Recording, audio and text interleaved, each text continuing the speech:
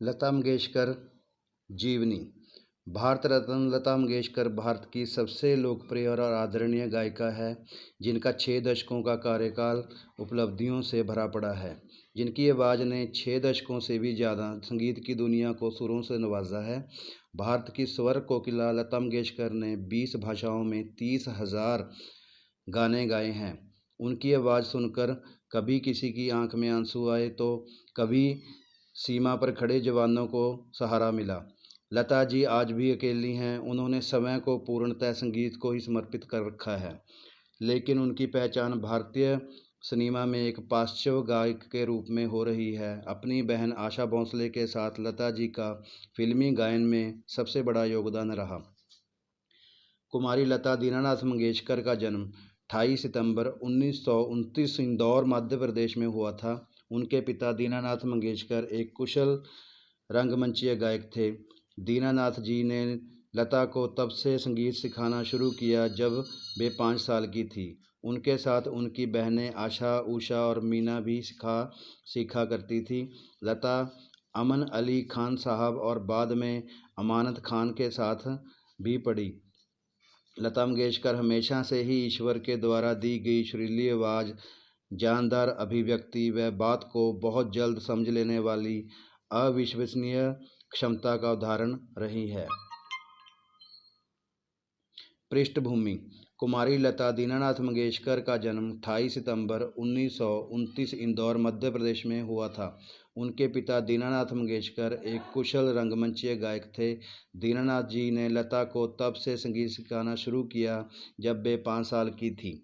उनके साथ उनकी बहनें आशा, उषा और मीना भी सीखा करती थी। लता अमन अली खान साहब और बाद में अमानत खान के साथ भी पढ़ी। लता मंगेशकर हमेशा से ही ईश्वर के द्वारा दी गई सुरीली आवाज़, जानदार अभिव्यक्ति व बात को बहुत जल्द समझ लेने वाली अविश्वसनीय क्षमता का उदाहरण रही हैं। इन्हीं विशेषताओं के कारण उनकी इन प्रतिभा को बहुत जल्द ही पहचान मिल गई थी, लेकिन 5 वर्ष की छोटी आयु में ही आपको पहली बार एक नाटक में अभिनय करने का अवसर मिला। शुरुआत अवश्य अभिनय से हुई थी, किंतु आपकी दिलचस्पी तो संगीत में ही थी।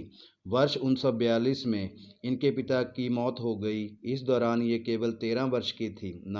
नवयुग चित्रपट फिल्म कंपनी के मालिक और इनके पिता के दोस्त मास्टर विनायक दामोदर कर्नाटकी ने इनके परिवार को संभाला और लता मंगेशकर को एक सिंगर और अभिनेत्री के रूप में मदद की। संघर्ष।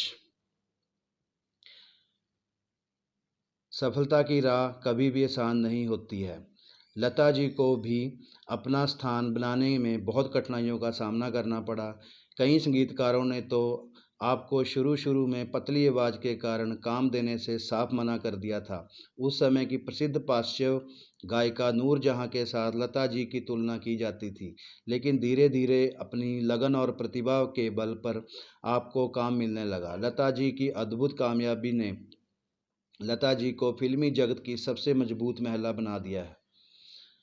करियर। लता जी को सर्वाधिक गीत रिकॉर्ड करने का भी गौरव प्राप्त है।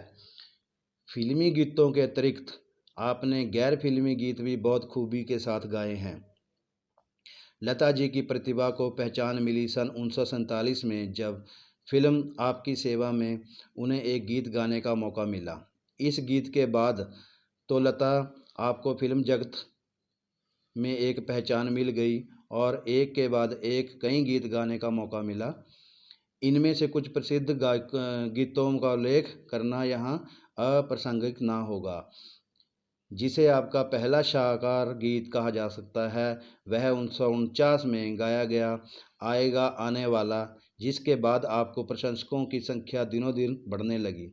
इस बीच आपने उस समय के प्रसिद्ध संगीतकारों के साथ काम किया। अनिल विश्वास, सलील चौधरी, शंकर जयकिशन, एस.डी. बर्मन, आर.डी. बर्मन, नौशाद, मदन मोहन, सी रामचंद्र इत्यादि सभी संगीतकारों ने अपनी प्रतिभा का लोहा माना। लता जी ने 2 आंखें, 12 हाथ, 2 बीघा जमीन, मदर इंडिया, मुगले आजम आदि महान फिल्मों में गाने गाए। आपने महल, बरसात, एक थी लड़की, बड़ी बहन आदि फिल्मों में अपनी आवाज़ के बाद के जादू से इन फिल्मों की लोकप्रियता में चार चांद लगाए।